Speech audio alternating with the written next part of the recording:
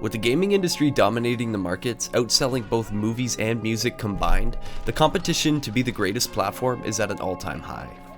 How's it going, YouTube? I go by Lumberjack on the internet, and I can't believe how well received my last video was. Thank you so much, and I hope this one is just as good. Now, in my last video I talked about Deep Rock Galactic. My main point of the video is how well done and deserving it is of its accomplishments. I mentioned in the video I was going to talk about how I feel Steam is starting its own downfall, and today is the day. However, I have a few key points I want to make before I get into the video. 1.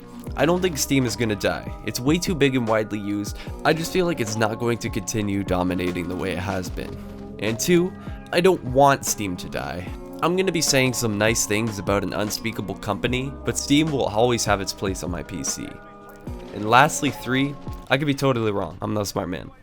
So, I want to start off by talking about Origin. If you don't know, Origin is the gaming platform made by EA.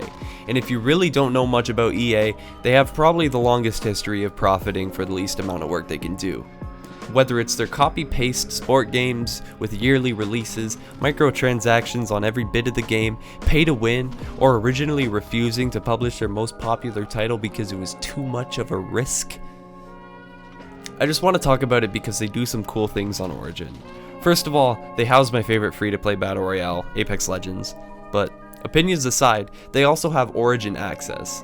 This is a little membership you can buy and gain access to a bunch of games, literally hundreds. But that's not all. You gain early access to upcoming games, and you get a discount in the shops, and let me tell you, these aren't your cheap games. These are all pretty good games. And sure, over time you'll end up overpaying, but you can just cancel when you're sick of playing them. And the price is pretty reasonable. The basic is $30 a year, and the premier package is $130, which is a little expensive, but you don't gain much from it, so just buy the basic. Steam doesn't have a membership. I'm not saying every platform needs a membership. Steam's thing is to put up massive sales and greatly reduce prices of games, on a fairly regular basis too, which is good, but lately not so much. The last few sales have mostly been pushing the same games over and over again. They're great games at a great price, but if you already have them, the sales are kinda useless. Now I know you may be thinking that's really up to the developers to choose the price and have it go on sale, and you're right, but that's the flaw of their scheme. Since Steam isn't pulling the trigger on these decisions, they can't control their own creation. But the most important thing that's killing Steam is the countless ways a developer can abuse its platform.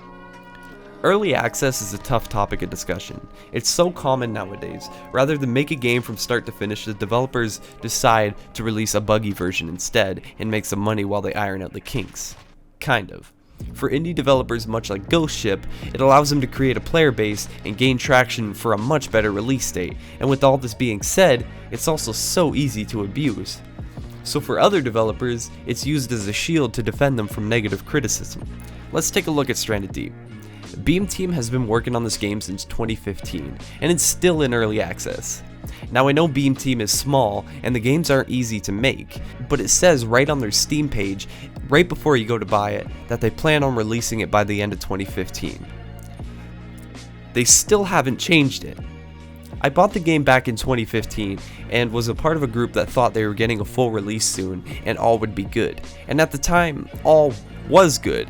The end of 2015 came and went, and we had a full survival game with a few bugs, but it's no big deal. But they kept it in early access, and they continue to frequently update it. They're actively working on it, so why is it early access? Well, if you look at their Twitter, we'll see a lot of back-to-back posts. These are all bug fixes, days apart. Now, correct me if I'm wrong, but it looks like they kept it in early access to excuse the fact they can't make a functioning game, thus abusing the system, because they sought out to make a game, made the game exactly how they intended, then kept it in early access so people will go easy on them when it's not functioning right. I don't like bashing people's work, so I'm keeping it short, but I also want to take a look at Realm Royale briefly. Realm Royale was Hi-Rez's contribution to the battle royale scene. I have a full video talking about it. I like the game, it's pretty fun in its current state, however it is abandoned by the developers. They rarely add anything, and all they keep it around for is money. It's a pit for microtransactions and nothing more. It's got lots of bugs, lag, and a dying fanbase, and Hi-Rez only leaves it running because people are paying money for skins. What makes it worse is that Hi-Rez has 450 employees. They have staff and money and are more than capable of taking care of their game. But again, they kept it in early access, and the reasoning for early access is an even bigger lie than Beam Teams. Now you'd think a platform as big and successful like Steam would put a stop to this, but they're just as bad for it. CSGO was the top seller of 2019. It was even battling Minecraft to be the most sold game of all time at one point.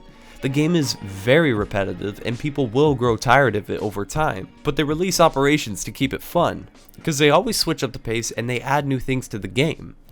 It's not the hardest thing to add either, it's just a little package to throw into the game, yet when Operation Hydra finished in mid-November of 2017, us players didn't get a new one until mid-November of 2019, just a little over 2 whole years for them to throw us a bone, and it sucked. They released their new scheme for making money and briefly made it pay to win.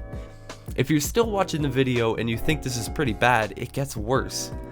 Steam Greenlight was Valve's method of getting indie games onto Steam by using the consumer's help. You could go onto Steam Greenlight and review games as a customer to see if you'd like it on Steam. Unfortunately, it was removed in June 6 of 2017. Now I totally understand why. Hardly anyone would want to be a game reviewer for free, and reviews would not be firing at a fast enough rate to decide if a game made it onto the platform. So Steam moved on to their new method, Steam Direct. Now there's no exclusivity of getting your game onto Steam. I'm sure a lot of you are watching this and are probably thinking of a Steam deep dive you may have done looking for a new game and saw thousands of horrible looking games on there. Well, that's Steam Direct. It is a brief application process, hardly any safety procedures, and a $100 fee, and your game is good to go. Now honestly, I'm not even remotely surprised that Steam replaced Greenlight with a cash grab. I'm just disappointed. So why is this a problem? Let's take a look at Deep Rock Galactic again. It is a great game made by creative people who work their asses off to reach their goals. But if they don't put money forward or drop their price to match a great big Steam sale number, they're going to be treated as an equal to Pixel Battle Royale, a game that looks like it was made in the 10-minute game jam.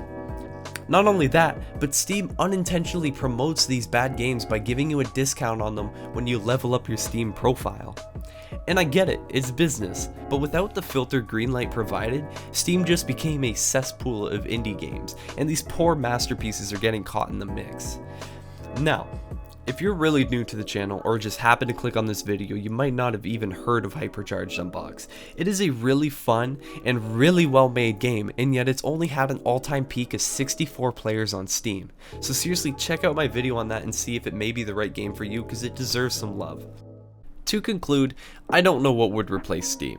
There truly is enough space on a modern PC to have as many launchers as we want, but there was a time when it was just Steam, and I personally feel like it's time for Steam to make a break since there's competition popping up left and right. Like maybe adding a deadline to the early access tag and making it really hard to get it back if you miss the deadline, or even a price cap. Towards the end of Ark's early access, they were selling the game at 66 Canadian dollars. If you feel your game's worth that much, then there's no reason for it to be in early access. But most importantly, removing low effort and useless games off the platform, so that good, high effort, and underappreciated games can at least have that much less of competition. But that's all I gotta say. Let me know what you guys think in the comments below, and I'll see you in the next video. Thank you so much for the support. Holy, you guys are so awesome. And before I go, I just want to say thank you guys. That screenshot I used at the start of the video talking about how well my Deep Rock video did, well, now that I'm done editing the video, this is it now. What? That's like 100 views! And I've just been spending the whole time editing. That was a few hours. That is huge. So thank you guys so much for that. And yeah, I've been working a lot harder on these videos, so my uploads are gonna be a little bit slower, but I think it's worth it. So yes, I'll see you guys in the next video. Lumberjack is logging off.